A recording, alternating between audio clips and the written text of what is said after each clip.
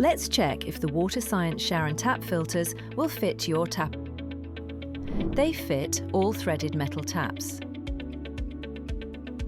A tap with threads on the outside is a male tap and will need a female adapter. A tap with threads inside is a female tap and will need a male adapter.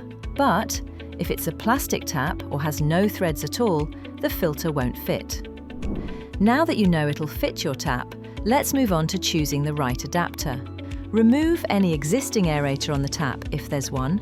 Next, measure the outer diameter of your tap using a scale or even a paper strip. This helps you pick the right adapter. Now, just screw on the adapter, attach the filter, and you're done. If the adapter doesn't fit or you're unsure, reach out to our customer care team. We're here to help.